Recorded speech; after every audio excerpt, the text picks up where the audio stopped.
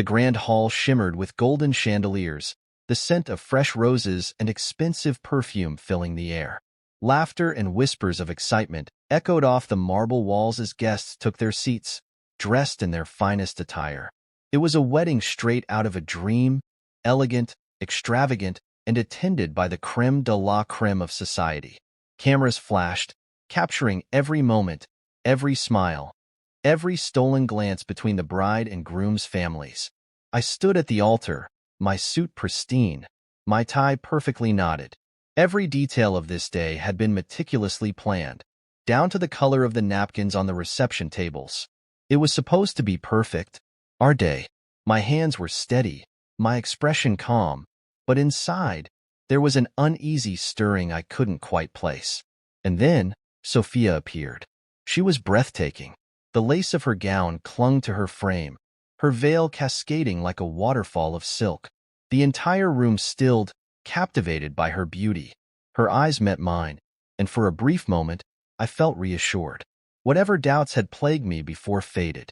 This was my bride, the woman I had chosen. Then her mother stepped forward. Margaret had always been a force of nature, imposing, elegant, and utterly self-absorbed. From the moment I proposed to Sophia, she had made it clear that she would always be involved, always have a say. And yet, I had convinced myself that once we were married, we would carve out our own lives, separate from her influence. That illusion shattered in an instant. Margaret's sharp eyes scanned the room before fixing on me. "You're in my seat." The words were low, but in the silence of anticipation, they might as well have been shouted through a megaphone. I frowned, confused. Her seat? This was my wedding. The seat beside Sophia was meant for me. "Excuse me?" I said, my voice even. She smiled, but it didn't reach her eyes. "Move." A murmur rippled through the guests, heads turning, whispering. I remained still. This wasn't happening. Not here. Not now. "I'm not moving," I said, my voice firm. Sophia's face twisted in panic. She turned to her mother, then back to me. Just do it," she whispered under her breath. "Please." I looked at her, really looked at her, and that feeling, the unease, became something sharp and unmistakable. "No," I said. Margaret's face darkened, her polished veneer slipping for a fraction of a second before she regained control. But Sophia snapped. Before I could react, her palm struck my face. A loud, resounding slap cut through the silence. Gasps erupted. A few guests stood in shock. Others whispered, some shifting awkwardly in their seats. The cameras caught it all. I did not move. Sophia's chest heaved, her hands trembling at her sides.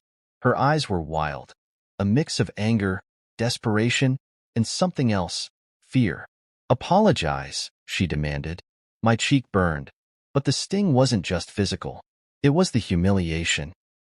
The sheer disbelief that my bride, the woman who had sworn to love me, had just publicly disrespected me in front of hundreds of people. I glanced at her mother, standing tall, a small, victorious smirk on her lips. And in that moment, everything became clear. I had ignored too much. The way Sophia never stood up to her mother. The way decisions about our future had always gone through Margaret first. The way I had never truly been the priority. I was just another piece in their perfect little puzzle. The weight of realization settled in my chest like a stone. I adjusted my suit, straightened my tie, took a slow, measured breath. Then, with a calmness that silenced the entire room, I turned and walked away. I didn't look back. The sound of my footsteps on the marble floor was drowned out by Sophia's hysterical sobbing. Margaret's voice rose in anger, berating her daughter. Guests scrambled to process what had just happened. Some filming, some murmuring, some sneaking out before the drama got any worse. The wedding was over, before it had even begun.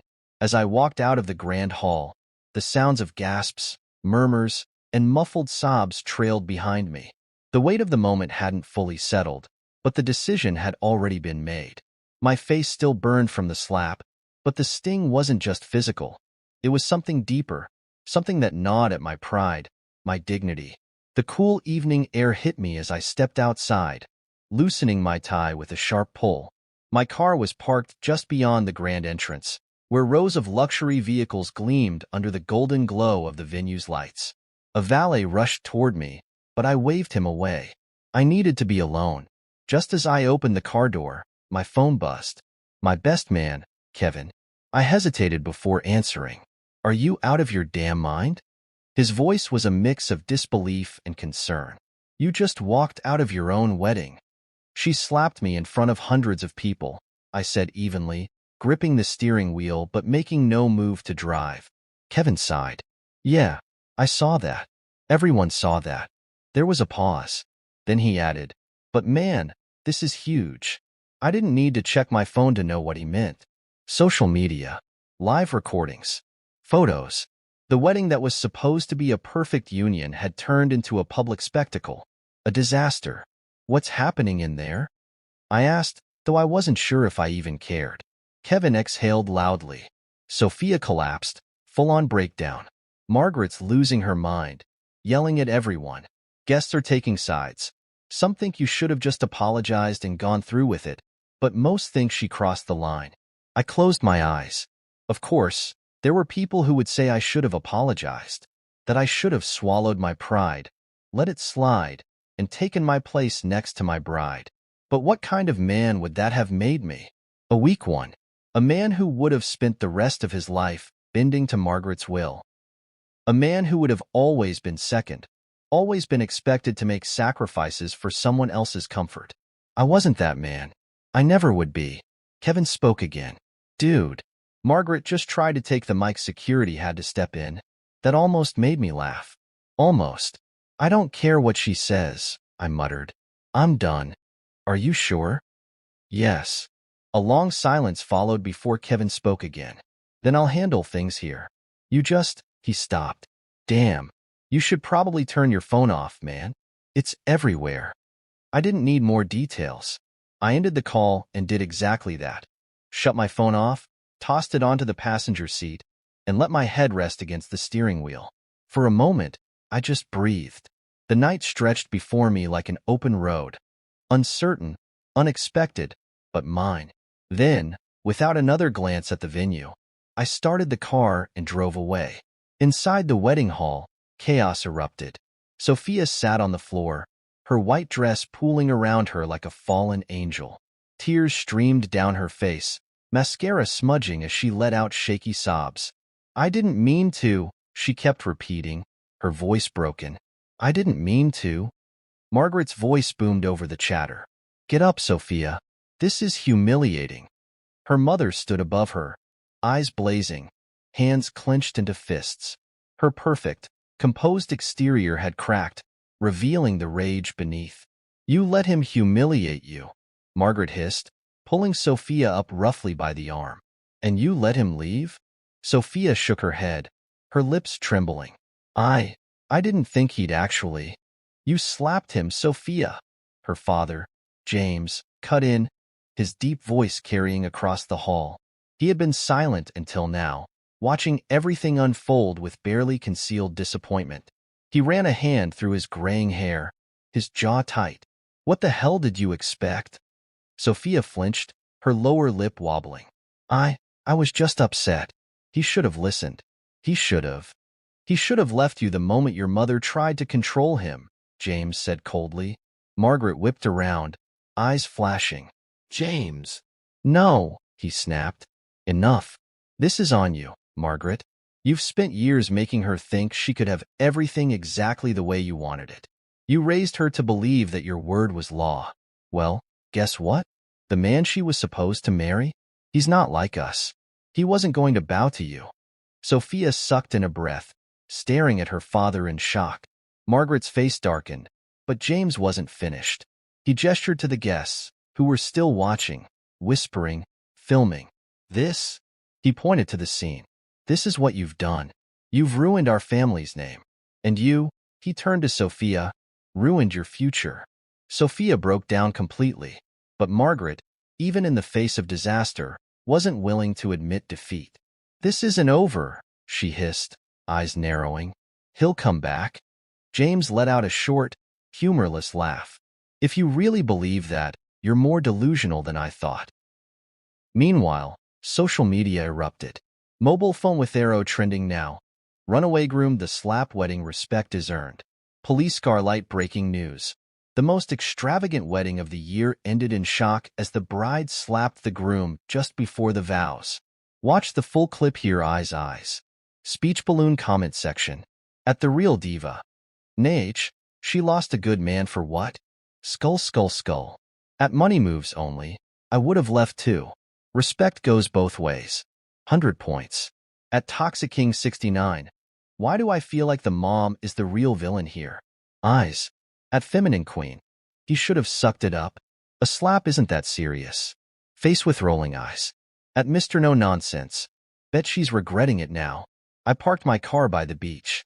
The waves crashed against the shore. A soothing rhythm in contrast to the storm I had just walked away from. For the first time in months, I felt free. I didn't know what would happen next. How the world would spin my name into their narratives. How Sophia would handle the aftermath. But none of that mattered. Because for once, I wasn't fighting for control. I had already won. I disappeared. No calls. No texts. No explanations. Just gone. The world outside raged on. Headlines, viral clips, speculation. But I refused to be part of it. After leaving the wedding hall, I drove until the city lights faded in my rearview mirror. I didn't know where I was going, but I knew I couldn't stay where people could find me. So, I chose silence. A secluded resort on the coast became my hiding place, a world far removed from the chaos I had left behind. The staff knew nothing about me, and that was exactly how I wanted it. No one whispered my name here. No one pitied me. No one cared. For the first time in years, I could breathe. But while I embraced the silence, Sophia fell apart. Back in the city, she was in ruins. Her messages flooded my phone. Hundreds of unread texts, dozens of missed calls. Each one more desperate than the last. Please pick up. I need to talk to you. I made a mistake. Please let me explain. I love you. Don't do this to me. I can't eat. I can't sleep. Everyone's turned against me. Please, I just need to hear your voice. Her last message had come 2 days ago. Are you really never coming back? I had no answer. The world had seen her for who she was. Entitled. Explosive. Unapologetic. Now, without me to shield her, she was drowning. Social media tore her apart. The bride who slapped her groom. The slap wedding is still trending. A relationship expert went on live TV and said, any woman who slaps her husband before the vows doesn't deserve the wedding. People started making memes about her. Some were bad. Others were brutal. She had become a joke. And even her father wanted no part of it. James had been publicly silent, but behind closed doors, he made his feelings clear. He distanced himself from his own daughter, refusing to defend her actions. Even the wealthy families who had once respected them now whispered about the scandal. Deals were quietly pulled away. Partnerships suddenly canceled. Sophia wasn't just heartbroken. She was ruined. But Margaret was different. She still refused to admit defeat. She told everyone that I was weak, that I had overreacted, that if I had been a real man, I would have understood that Sophia had only lashed out in stress. Her interviews were carefully orchestrated. She never apologized, never admitted that her interference had driven me away. Instead, she called it a misunderstanding, telling reporters that I would come back once I had calmed down. Margaret thought I was still part of her game. That was her mistake. Kevin was the only one who knew where I was. He called, but I rarely answered. When I did, he always had something new to report. Dude, Sophia's still spiraling, he said one evening. I don't think she's left her apartment in days. I leaned back in my chair, staring at the waves crashing against the shore. Not my problem. She's miserable, man. I took a sip of my drink, letting the cold liquid burn down my throat. That's not my problem either. Kevin exhaled into the phone. You really don't care, huh? I was silent for a moment. I don't know what I feel. Because the truth was, I did care. Or at least, I had. I had loved her. I had planned a future with her. I had ignored all the warning signs because I thought love could fix everything. I was wrong. She's still trying to call you, Kevin added. I sighed. I know. And Margaret's out there, pretending like nothing happened. She even said in an interview that you're just taking some time and that you'll be back soon. I smirked at that. Then she's in for a shock. Kevin chuckled. Yeah, I figured as much. He hesitated, then said, Look, man, what happens now? I had been avoiding that question because I didn't know. All I knew was that I was never going back. Sophia had crossed a line, and once that line was crossed, there was no undoing it. I wasn't just taking time to think. I was making peace with the fact that the life I had planned was over, that Sophia and I were over, that there was no fixing this, ever. And the sooner she realized that, the better, because I had no intention of answering her calls, no intention of responding to her texts, no intention of ever looking back. I had ghosted her, and that wasn't going to change. The ocean breeze was different at night. It was calmer, quieter, carrying only the soft hum of waves rolling against the shore. I sat on the wooden deck of the small beachfront villa I had rented, staring at the dark horizon, letting my mind drift. The past few days had been a blur, a mixture of silence, long walks, and an avoidance of anything that reminded me of her. But avoidance could only last so long, because the truth had finally caught up with me. I had been blind. Maybe I had always known, deep down, that something wasn't right. Maybe I had ignored the warning signs because I wanted so badly to believe that Sophia and I were different, that we were more than just another power couple, another business deal disguised as love. But love was supposed to feel effortless, and ours never had. It had always been a fight to prove myself, a fight to be seen, a fight against the presence that had been lurking over our relationship from the beginning, Margaret. The more I sat with my thoughts, the clearer it became. Sophia had never been in control. She had never made a single decision without her mother's approval. Every aspect of our relationship had been shaped by Margaret's opinions, her expectations, her silent, looming influence. And the few times Sophia had tried to stand on her own, Margaret had always pulled her back in. I thought back to all the moments I had dismissed as small things. The way Sophia always asked for Margaret's input before we made any big decisions. The way her mother micromanaged our engagement party, deciding who was invited and even choosing Sophia's dress. The way Margaret had forced her way into our wedding planning, treating it not as a celebration of love, but as a business event. And then there was the most obvious sign of all, the moment Margaret demanded I vacate my own seat at my own wedding. And Sophia had slapped me for refusing. That was when it clicked. I had spent months telling myself that Sophia was different from her mother. But that wasn't true. Sophia had been raised to believe that Margaret's word was law. And when I refused to bow down, she had reacted the only way she knew how, by trying to put me in my place. I exhaled, rubbing a hand over my jaw. This wasn't love. It had never been love. It had been control disguised as commitment. A power play that I had only now begun to understand. And for the first time since walking out of that wedding hall, I felt something new. Relief. I wasn't mourning the loss of a future with Sophia. I was grateful that I had escaped it before it was too late. Back in the city, Kevin was still watching the fallout unfold. He had been keeping tabs on everything. Sophia, Margaret, the media storm. And when he called me the next evening, I knew he had something important to say. You're not going to believe this, he said the moment I picked up. I leaned against the porch railing. Try me. Margaret's at it again, he said. She's been publicly blaming you for everything, saying you're the reason Sophia's suffering, that you were too weak to handle the pressures of marriage. I smirked. Of course she is. She even went on that morning show, you know, the one with the fake happy hosts, and did this whole dramatic speech about how you abandoned her daughter in her time of need. Let me guess, I said. She made herself the victim too. Kevin let out a humorless laugh. Bingo. She actually said, and I quote, I treated him like my own son, and this is how he repays us? I shook my head. Unbelievable. Margaret was a master at manipulating narratives. She had twisted the truth so well that some people were actually buying into it. I could already imagine the pity comments online. Poor Sophia. No woman deserves to be left at the altar like that. He could have at least handled it in private. A real man would have stayed and worked things out. People were quick to forget that Sophia had been the one who publicly humiliated me. She's trying to force a response out of you, Kevin said. She wants you to break your silence.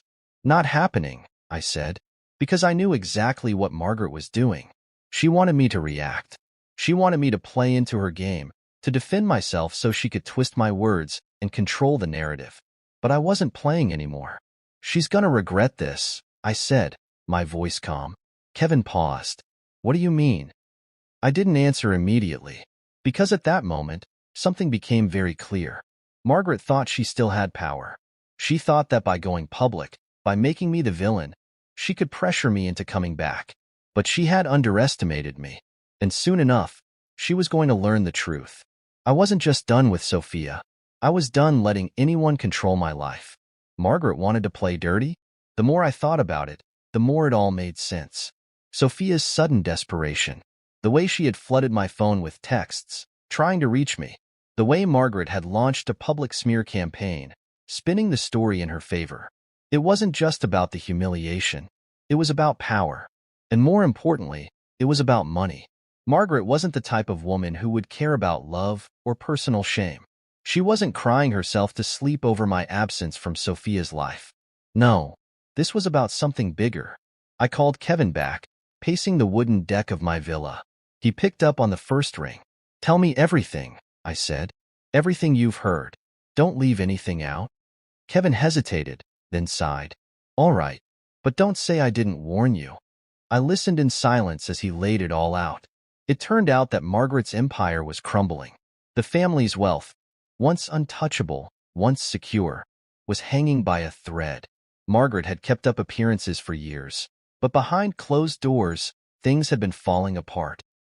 They had been burning through money, trying to keep their status intact. And my wedding to Sophia? It wasn't just a marriage. It was a business move. People are talking, Kevin continued.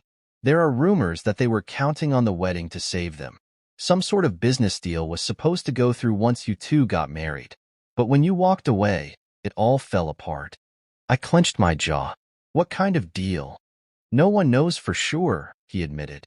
But whatever it was big. And now, investors are pulling out, companies are backing away from their partnerships. The whole thing is crashing, man. I let out a slow breath. So that was the real reason behind their panic. It wasn't just about the scandal. It was about survival. Sophia's texts, her desperate attempts to reach me, weren't about love or regret. She wasn't mourning me. She was trying to fix the mess her family was in. I should have been angry. I should have been furious that they had tried to use me as a pawn. But instead, I felt something else entirely. Satisfaction. Because for the first time in my life, I had the upper hand. For years, I had felt like an outsider in their world. Welcomed, but not respected. I had been treated like a guest in my own relationship, someone who had to prove his worth to be accepted. And now? Now they were the ones losing everything. And I wasn't lifting a single finger to stop it. Meanwhile, back in the city, Sophia sat in the dimly lit study of her family's mansion, her hands trembling as she stared at the financial reports in front of her. Numbers she didn't understand. Reports filled with terms she had never cared to learn. But one thing was clear. They were drowning. Her mother had tried to cover it up, pretending that everything was fine. But she knew the truth now. The business deal had collapsed the moment I left. Their investors had seen the public humiliation, the scandal, and had decided that they wanted no part of it.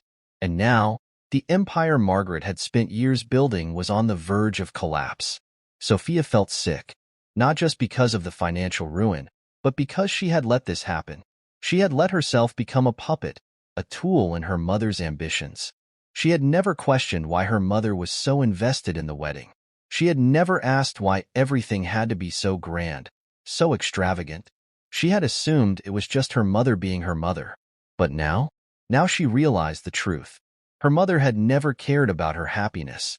She had cared about control, about money, about power. And when I had walked away, it had all come crashing down. She reached for her phone, her fingers hovering over my name. I still hadn't answered a single call. I had ignored every text, every voicemail, every attempt she had made to fix this. And for the first time, she wondered if, maybe I never would. Maybe I had meant it when I left. Maybe, just maybe, she had truly lost me forever. A tear slipped down her cheek. She had never known what it felt like to lose. Until now. Back at my villa, Kevin's voice pulled me from my thoughts. "So what now?" he asked. I stared out at the dark ocean, my grip tightening around my phone. "I do nothing," I said. Kevin paused. "You're really gonna let them burn?" "Yes," I said simply. "Because why should I save them? They had used me, played me, humiliated me. Now they could deal with the consequences." Kevin let out a low chuckle. "Damn. Remind me never to get on your bad side." I smirked. Too late for that. And with that, I ended the call. The night was quiet, peaceful, and for the first time since everything had fallen apart, I felt something close to closure. I should have known better than to answer the phone. The moment I saw the number flashing on my screen, Sophia, I hesitated. I had ignored her calls for weeks, let every single message go unanswered, made it clear that I was done. But something about this call felt different. Maybe it was the fact that she hadn't tried in a few days. Maybe it was curiosity. Maybe, deep down, I just wanted to hear what excuse she would try next. "So, like an idiot," I answered. The moment her voice came through the speaker, I regretted it. She sounded broken. "Nate!" Her voice was barely a whisper, hoarse, like she had been crying for hours.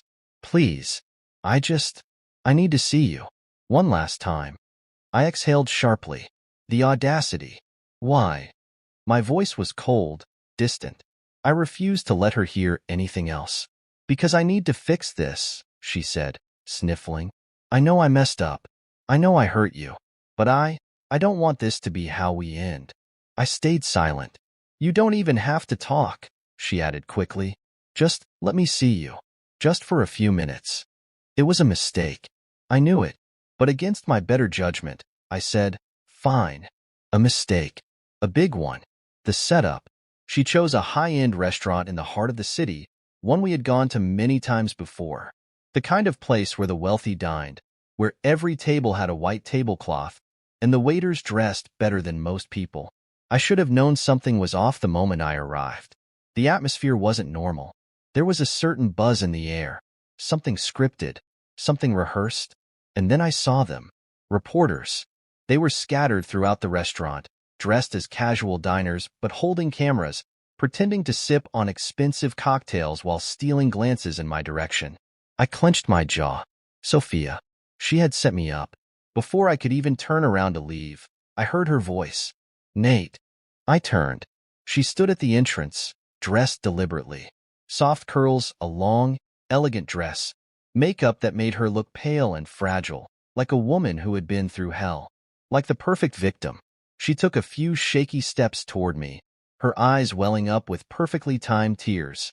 And suddenly, every reporter in the restaurant pulled out their cameras. Flash. Click. Flash. The whole thing was a trap. The show. I should have left. I should have turned around, walked out, ignored whatever desperate performance she had planned. But I didn't. Instead, I stayed.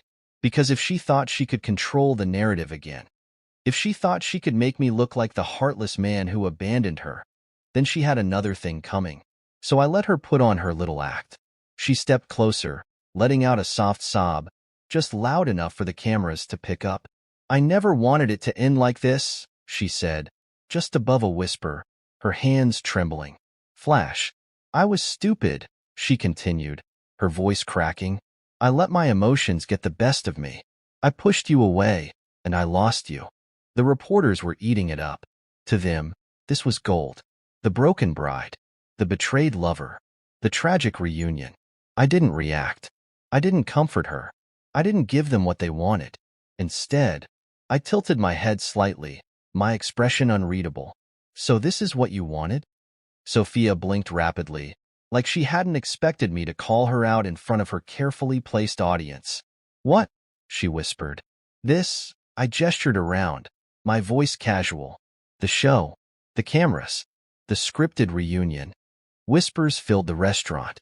The reporters shifted uncomfortably. Sophia's carefully rehearsed vulnerability cracked. "Nate," she started, her voice shaky now for real. I cut her off. "You didn't want to see me," I said simply. "You wanted an audience." I turned to one of the cameras and gave them a mocking smirk. "Well, Congratulations, I continued, my voice dripping with amusement. You got it. The flashes slowed. Some of the so-called dining guests shifted in their seats, their cover blown. Sophia's face turned pale. Nate, please, she begged, stepping forward. I took a step back. You want a story? I asked. Fine, let me give you one. I grabbed the microphone from the nearby musician, whose eyes went wide with confusion. The restaurant was so silent now that you could hear the clicking of cameras. I turned to the crowd. Since we're all here for a story, let's tell the truth, I said. My voice steady, loud, commanding. Sophia's breath hitched. I gestured toward her. This woman? She didn't come here to apologize. She came here to save face. Gasps. A few people exchanged looks. She doesn't miss me, I continued, my voice calm but cutting. She misses the security I gave her, the protection, the money, the power. And now that it's gone, now that she's lost everything, she wants me to be the solution. Sophia's hands clenched at her sides. Nate, stop it, she whispered. But I wasn't stopping. She doesn't love me, I said. She loves control. And when she lost it, she tried to trap me in a public spectacle. The restaurant was dead silent. Sophia's lip trembled, her entire plan falling apart. And for the final blow, I turned to her, my voice dropping just low enough for only her to hear. You lost me the moment you slapped me, Sophia, I said coldly. You lost me forever. I dropped the mic, and I walked out, head high, completely, utterly free. The night air was crisp as I stepped out of the restaurant, my pulse steady, my heart not even racing. I had expected Sophia to try something, but I hadn't thought she'd be this desperate. A public setup? A staged reunion? Pathetic. As I walked toward my car, I could hear the commotion inside. Reporters scrambling, Sophia crying, murmurs of shock rippling through the restaurant like an earthquake. I imagined the headlines. Groom exposes bride's public stunt in brutal mic drop moment. The slap wedding takes another shocking turn. Ex-fiancé humiliates Sophia in front of press. Not so innocent. Sophia's public apology backfires as her ex calls out her true intentions. I smirked. She played herself. She had wanted a story, a way to shift public sympathy back in her favor, but instead, I had given everyone the truth. And the truth was ugly. I reached my car, opened the door, and sat inside. My hands gripped the steering wheel for a moment as I let out a slow breath. This time, there was no rage, no sadness, no regret, just satisfaction. For the first time since that slap, I wasn't running from the situation. I had stood my ground, faced it head-on, and turned the tables on her. Sophia was done, and she knew it. Inside the restaurant, Sophia stood frozen, her face pale, her breath coming in short, panicked gasps. The whispers were deafening. People were staring, some shaking their heads, some filming, some just watching, waiting for her next move. Her plan had backfired spectacularly. Margaret had told her that if she could get me to meet her, if she could just make herself look fragile, broken, and apologetic in front of the press, people would pity her. They would turn against me, paint me as the cold-hearted ex who abandoned his bride. But instead, I had exposed her. She could still hear my words playing over and over in her head. She doesn't love me. She loves control. She doesn't miss me. She misses what I gave her. She lost me forever. Her vision blurred as she swallowed back a sob. How had this happened? She had been so sure that I would at least entertain the idea of reconciliation, that I would still have feelings for her, even after everything. But the way I had looked at her tonight, like a stranger, like someone he barely recognized, that was when she knew. I was really gone. And the worst part? The cameras had captured everything. Margaret's fury. The door slammed so hard the house shook. Margaret stormed into the grand sitting room of the family estate, her heels clicking against the marble floor like gunfire. Sophia followed behind, her shoulders slumped, her face still wet with tears. She had failed. She had failed miserably, and her mother was furious. You humiliated yourself, Margaret hissed, pacing in front of the fireplace. You humiliated this family. Sophia flinched. I was just trying to. Trying to what? Margaret snapped, turning on her daughter with fire in her eyes. Trying to make him come back? Trying to get public sympathy? You just made yourself look like a desperate fool. Sophia winced. She had never seen her mother this angry before. Margaret had always been calculating, controlled, cold, but never explosive. But tonight, everything had crumbled. Sophia shook her head, her voice barely above a whisper. I thought. No, you didn't, Margaret cut her off, her voice sharp as a knife. If you had thought, you would have realized that Nathan is not some weak little boy who can be manipulated. Sophia felt sick. She had always known her mother was ruthless, that she saw people as tools rather than human beings. But now, for the first time, she was realizing that she had been one of those tools all along. Her own mother had never cared about her happiness. She had cared about winning. Margaret's fists clenched. We need to fix this. Sophia stared at her. Fix what? It's over. Margaret's eyes darkened. Nothing is over until I say it's over. Sophia's stomach twisted. For the first time in her life, she felt something she had never felt toward her mother before. Fear. The aftermath. I knew I had made the right decision when my phone started buzzing nonstop the next morning. Kevin was the first to call. Dude, he started, already laughing. Have you checked Twitter? I hadn't, but when I did, I nearly burst out laughing myself. Desperate Bride is trending worldwide. Sophia's failed attempt to trap her ex backfires in spectacular fashion. Video of the brutal mic drop moment has over 10 million views in 12 hours. I scrolled through the comments, shaking my head. At T-Spill, that man didn't just reject her. He rejected her, exposed her, and walked out like a king.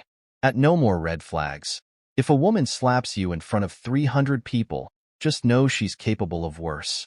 At Savage Life, imagine thinking a whole man would crawl back after being publicly humiliated. Be serious. At CEUF Winning, I need Nathan to teach a masterclass on knowing your worth. Face with tears of joy, face with tears of joy. I set my phone down, exhaling. The world had finally seen her for what she was. But more importantly, she had seen it too. For the first time, Sophia was the one being shamed, the one being mocked, the one who had to watch her reputation go up in flames the way she had tried to set mine on fire. I had one, and this time, there was no coming back from it. Margaret was not a woman who accepted defeat. Even after the public disaster of Sophia's staged reconciliation attempt, she refused to back down. In her mind, she had spent too many years, too much effort, and too much money molding her daughter into the perfect image of power, wealth, and prestige. She would not allow it to crumble, and if that meant destroying me in the process, then so be it. The lawsuit. Kevin was the one who called me first, his voice brimming with disbelief. Bro, have you seen the news? I had just finished a morning run along the coast, feeling lighter than I had in weeks. But the moment he said those words, I knew. Margaret was making her next move. I pulled my phone from my pocket and opened the news app. And there it was. Breaking. Sophia and her family file lawsuit against ex-groom for emotional distress. Margaret's statement. Nathan's actions have caused severe psychological damage to my daughter. He humiliated her in front of the world, abandoned her at the altar, and ruined her future. We are seeking justice. Justice? I almost laughed. This wasn't about justice. This was revenge. I scrolled further, shaking my head as I read through the legal claim. They were suing me for millions, claiming I had, intentionally, caused Sophia public harm, saying that my actions had led to financial losses for their family. It was ridiculous, but I also knew exactly what they were trying to do. They didn't expect to win. They just wanted to drain me, tie me up in court battles, force me to waste time and money while Margaret worked to repair her daughter's image. I clenched my jaw. They wanted a war? Fine. I would give them one. The evidence that ended it. I made one phone call, just one, to the security team at the wedding venue. I need the footage, I said simply. It didn't take long for them to send it over. Every camera angle, every second of that night. And in perfect high-definition clarity, there it was. Margaret demanding my seat. Sophia slapping me in front of everyone. The guests' horrified reactions. Me walking away, calm, composed, without a single act of retaliation. I had been quiet for weeks. I had let them talk, let them spin their narrative, let them try to frame me as the villain. But now, it was my turn. The public response. I didn't need a press conference. I didn't need a carefully worded statement. I didn't need to argue or defend myself. I just released the footage. And then, I let the internet do the rest. At Scandal Alert, my God. Nathan just dropped the full uncut video, and Sophia's case is dead on arrival. The slap wedding. At Lawyer Up, the lawsuit is literally DOA. This footage proves Sophia and Margaret were the aggressors. She slapped him. On camera. Case dismissed. At Reality Check. So they tried to sue him for emotional distress after she humiliated him on his wedding day? The audacity. At No More Lies, ladies and gentlemen, we just witnessed the fastest self-destruction of a reputation in history. Within hours, their case fell apart. Even the media, who had been giving Sophia sympathy interviews, flipped their stance overnight. Reporters turned on her. Talk show hosts mocked her. Legal experts laughed at the lawsuit. And just like that, Sophia and Margaret went from being the victims of a tragic heartbreak to being exposed for what they really were: manipulative, controlling, and desperate. They tried to trap me in a legal battle. Instead, they destroyed themselves. Margaret's breakdown. No one had seen or heard from Margaret in days after the footage leaked, until she made one last appearance, a televised interview. And for the first time, she wasn't composed. She wasn't elegant. She wasn't the powerful, untouchable woman she had always pretended to be. She was angry, bitter, defensive. They don't understand, she snapped at the interviewer. Nathan is the one who abandoned my daughter. We were blindsided. We were. The host cut her off. But, ma'am, the video footage shows Sophia slapping him first. Margaret's jaw tightened. And, she spat. It was a moment of frustration. She was overwhelmed. The host tilted his head. So you believe it's acceptable for a woman to slap her husband, to be in front of hundreds of people? Margaret blinked rapidly. The audience wasn't on her side anymore, and she knew it. For the first time in her entire life, she had lost control, and it was killing her. The final collapse. By the end of the week, the lawsuit was dropped. Sophia and Margaret vanished from public view. Their business? Struggling. Their reputation? In ruins. And me? For the first time in years, I was finally free. No more expectations. No more controlling in-laws. No more being second place in my own relationship. I had walked away from what could have been the biggest mistake of my life. And as I sat back on my villa's porch, watching the sunset over the ocean, I realized something. I wasn't just free. I had one. The silence that followed the lawsuit's collapse was almost unsettling. For weeks, Sophia and Margaret had dominated the headlines, painting me as the villain, orchestrating a desperate attempt to salvage their reputation, and finally, filing a lawsuit that crashed and burned before it even started. And now? Nothing. No interviews. No public appearances. No statements. It was as if they had vanished overnight. I should have felt relief. And I did. But a part of me knew Margaret wasn't done yet. Because people like her never accept defeat. They just find new ways to strike. Sophia's betrayal. I didn't hear from Sophia for nearly 2 weeks. Until one evening, Kevin called me with news that nearly made me drop my phone. "You're not gonna believe this," he said. I leaned against the kitchen counter, a glass of whiskey in my hand. At this point, I'll believe anything. Kevin let out a dry laugh. "All right, get this. Sophia just did an exclusive interview." I froze. "She did what?" "She went on some high-profile talk show," Kevin continued, "and she threw her mother under the bus." I set my drink down, my grip tightening around the glass. "Explain." Kevin exhaled. "She didn't just betray Margaret. She annihilated her." I grabbed the remote and switched on the TV, quickly searching for the interview. And there she was, Sophia, sitting across from a well-known journalist, her eyes red-rimmed, her voice soft and broken, playing the role of the wounded woman to perfection. "Host, you've been silent for weeks, Sophia. Why speak out now?" "Sophia, Because I can't live like this anymore. The audience leaned in. Host, live like what? Sophia, deep breath, under my mother's control. There it was. The moment Sophia turned on the very woman who had shaped her life. I watched, arms crossed, as she painted herself as a victim. Of Margaret, of expectations, of a world that had forced her into a role she never wanted. Sophia, I let my mother dictate my choices. I let her push away the man I loved. Tears well up, and it's my biggest regret. I scoffed. The performance was flawless. This wasn't a confession. This was damage control. She had realized Margaret was dead weight, so she had cut her loose, throwing her own mother to the wolves to save herself. And the worst part? It was working. Margaret's downfall. The public turned against Margaret overnight. For years, she had been seen as a powerful, respected businesswoman. But now? Now she was a controlling, manipulative mother who had ruined her own daughter's life. New headlines surfaced. Margaret's reign of control, the real story behind the slap wedding. Sophia breaks free from toxic mother. What's next for her? Margaret used her own daughter for power, experts say. Suddenly, no one wanted to be associated with her. Business partners distanced themselves. Former allies cut ties. And then, the final blow landed.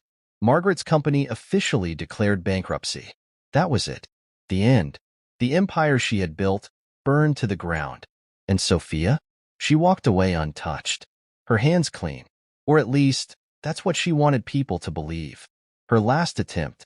A week after the interview, Sophia showed up at my doorstep. I heard the knock late at night. Slow. Hesitant. I didn't need to look through the peephole to know who it was. For a long moment, I just stood there, debating whether I should even open the door. But I did. And there she was. Sophia. She looked different. Not the perfectly put-together woman I had once known. Not the arrogant, entitled bride who had slapped me in front of hundreds of people. She looked defeated. Her hair was pulled back into a simple ponytail. She wore no makeup, just an oversized sweater and jeans. There were dark circles under her eyes, and for the first time, she looked real. Nate, she whispered. I didn't respond. She swallowed hard. Can I come in? I leaned against the doorframe, arms crossed. Why? She hesitated. Because I need to say something. And this time, it's not for the cameras. I studied her face. I didn't trust her. Not anymore. But for some reason, I stepped aside. She walked in, looking around, as if expecting something familiar. But this wasn't her space anymore. It never would be again. She turned to face me, exhaling shakily. I meant what I said in the interview, she began. About my mother. About realizing how much control she had over me. I stayed silent. She took another step forward, her voice barely above a whisper. I loved you. The words should have meant something, should have stirred some kind of emotion, but they didn't, because I knew better now. No, you didn't, I said simply. Her lips parted. Nate, you loved what I represented. I cut her off. You loved the stability, the power, the way I fit into the image your mother wanted. She blinked rapidly, tears forming. That's not true. Yes, it is, I said, my voice calm, steady, absolute. And now that she's gone, you think I'll be here to pick up the pieces. Her shoulders trembled. I just want another chance. I stared at her for a long moment, and then I laughed. Softly at first, then harder. Because the audacity, the sheer, unbelievable audacity. You're unbelievable, I said, shaking my head. She flinched. Nate. No, I interrupted, my voice cold. You don't get to rewrite history. You don't get to act like you weren't just as bad as her. A single tear slipped down her cheek. I regret it, she whispered. I regret everything. I nodded. Good. You should. Her lips parted. But before she could say another word, I reached for the door and held it open. Her breath hitched. You're really done with me? I met her gaze, and for the first time in our entire relationship, I felt nothing. No, Sophia, I said. I was done the moment you slapped me. And then, I shut the door in her face. For the final time. The moment I shut the door, I stood there for a few seconds, listening. I expected her to knock again, to plead, to try one last time to convince me that there was something left to salvage. But the hallway was silent. No more desperate whispers. No more attempts to justify the unjustifiable. Then, slowly, I heard the soft shuffle of her footsteps as she walked away. That was it. The end. And yet, for a long time, I just stood there.